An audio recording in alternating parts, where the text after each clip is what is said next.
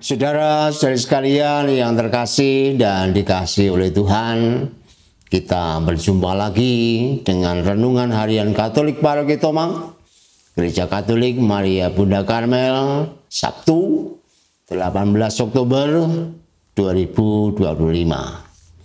Hari ini kita akan mengambil tema penting, yaitu perutusan. Kali ini Yesus melibatkan sejumlah besar muridnya. Ada 70 orang yang dibagi dua-dua. Sehingga gampangnya kan menjadi 35 kelompok gitu kan. Mereka diminta pergi mendahului Yesus ke kota atau desa yang nanti akan dikunjungi oleh Yesus. Berarti paling kurang ada 35 tempat yang akan dikunjungi Yesus. Wah, 35 nih sangat luar biasa. Yesus benar-benar menyisir seluruh pelosok desa, pelosok daerah itu, kota, untuk mewartakan kerajaan Allah. Situasi seperti ini bisa dibandingkan supaya lebih agak dimengerti lebih baik. Misalnya kita bandingkan dengan kunjungan pastoral ke wilayah atau stasi misalnya. Barangkali akan mudah dibayangkan apabila kita pernah berada di pedalaman. Romo akan pergi dari stasi ke stasi secara estafet. Kalau tempatnya sulit dijangkau, maka butuh beberapa hari misalnya. Di sini butuh ketahanan fisik dan juga mental yang sangat besar. Atau dalam konteks dekat misalnya Paroki Tomang ini memiliki 16.612 jiwa. Ada 6.864 kakak yang tersebar di 18 wilayah, 93 lingkungan dengan berbagai kelompok kategorial yang ada. Itu yang dimaksudkan dengan kebun anggur Tuhan yang hendak digarap atau yang hendak dikunjungi oleh Yesus.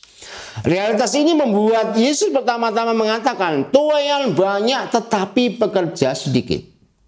Ada banyak pelayanan yang mesti dilakukan, ada banyak orang yang mesti diselamatkan, dan ada banyak tantangan yang siap menghadang. Persoalannya adalah siapa yang mau diutus.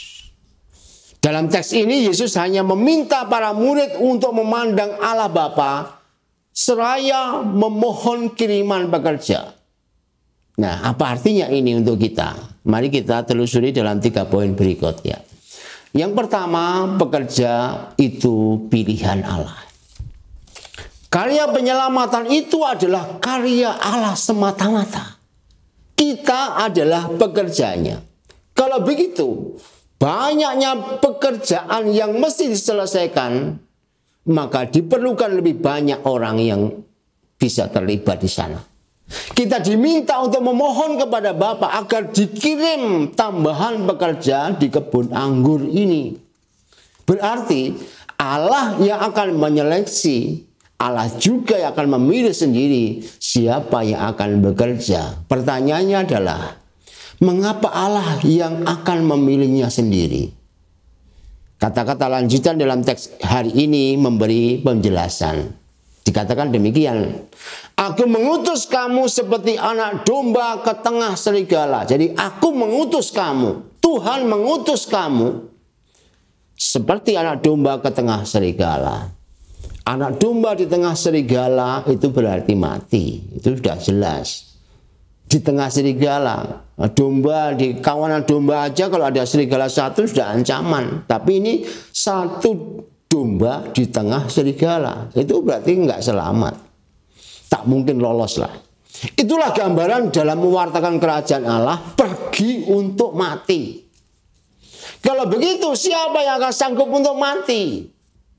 Dalam pikiran manusiawi, tentu tidak ada yang sanggup. Maka itu Allah akan memilihnya. Itu logikanya begitu. Lantas apakah kita adalah orang-orang yang dipilih? Pertanyaannya. Dalam konteks sakramental, kita, Anda, saya, semuanya yang telah dibaptis ternyata orang-orang yang dipilih untuk pergi. Jadi jangan mengatakan aku kan nggak dipilih. Nah, kalian dibaptis ya mau nggak mau sebenarnya dipilih. Lalu bagaimana hal itu bisa diterangkan? Saya ingin mengajak Anda ke poin yang kedua. Kemiskinan sebagai seorang pekerja. Ada ketegangan yang luar biasa dalam teks ini. Para murid diutus pergi untuk tugas yang begitu berbahaya, seperti anak domba di tengah serigala, tetapi mereka tidak boleh membawa apapun. Bekal tidak boleh ada, pokoknya pergi dengan tangan kosong. Ini seperti mau perang, tetapi tidak boleh membawa senjata. Mau mencangkul, tetapi tidak boleh membawa cangkul. Aneh kan? Nah, mengapa bisa begitu? Seperti saya katakan di atas, keselamatan dunia bukan pekerjaan manusia. Ini bukan pekerjaan manusia. Ini hanya pekerjaan Allah. Orang dipanggil dan dipilih untuk partisipasi.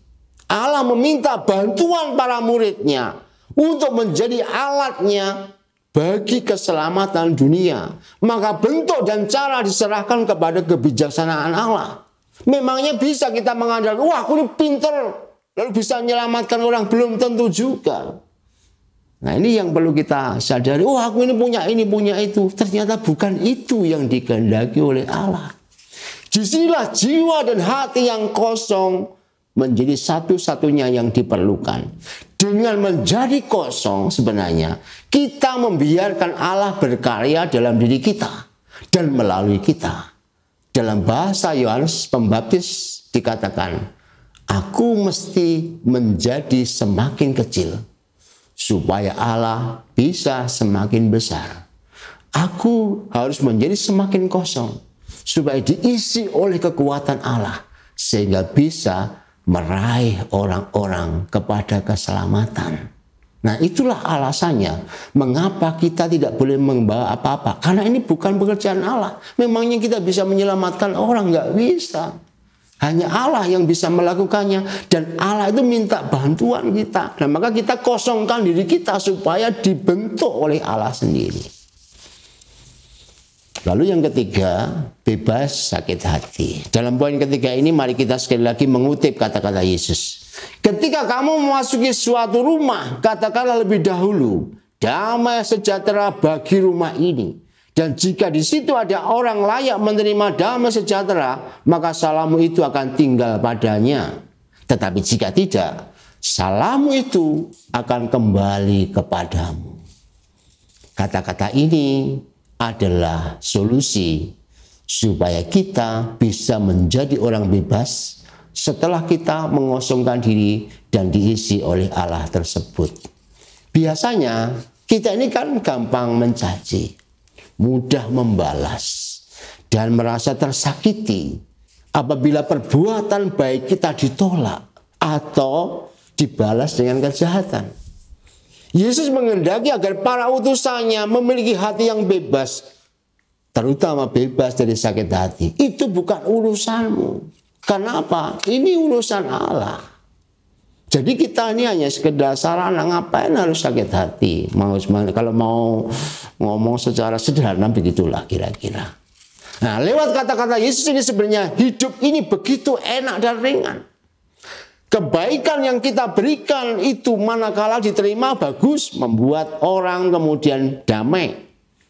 Tetapi ketika itu tidak diterima atau ditolak, dikatakan oleh Yesus tadi, akan kembali kepadamu. Berarti yang kita keluarkan justru akan terus kembali. Kalau kita mengeluarkan damai itu semakin banyak, maka semakin banyak yang kembali. Maka ditolak orang itu bukan suatu kesusahan, bahkan menjadi kegembiraan juga sebagai orang yang diutus oleh Allah. Oleh karena itu kita diajak mendahului atau bisa dikatakan berlomba-lomba memberikan yang terbaik untuk keselamatan orang. Berlomba-lombalah untuk menjadikan hidup orang itu menjadi lebih baik. Karena mau dikatakan tenang saja, semakin ditolak semakin banyak damai dalam dirimu. Oleh karena itu utusan yang sejati tidak akan pernah patah hati, tidak pernah akan mutung, tidak akan pernah berubah dari baik menuju buruk, tidak pernah berubah dari aktif menuju pasif. Orang yang diutus oleh Allah menyerahkan segala perkara hanya kepada Allah. Biarlah Allah yang menilainya, biarlah Allah yang membuat diriku semakin kaya, bahkan oleh penolakan-penolakan sekalipun. Maka mari dengan melihat kenyataan tidak mudahnya dunia seperti anak domba ke tengah serigala, tapi itu tidak menjadikan kita surut semestinya, tapi menjadikan kita semakin dipenuhi oleh Roh Allah sendiri, sehingga makin banyak orang diselamatkan. Siapa yang mau diutus? Saya kira Anda hari ini mengatakan, aku kau utus ya Tuhan. Dan dengan begitu maka mari kita mengosongkan diri agar dipenuhi oleh hati Allah sendiri. Selamat menelusuri perutusan Anda. Kiranya Tuhan senantiasa memberkati.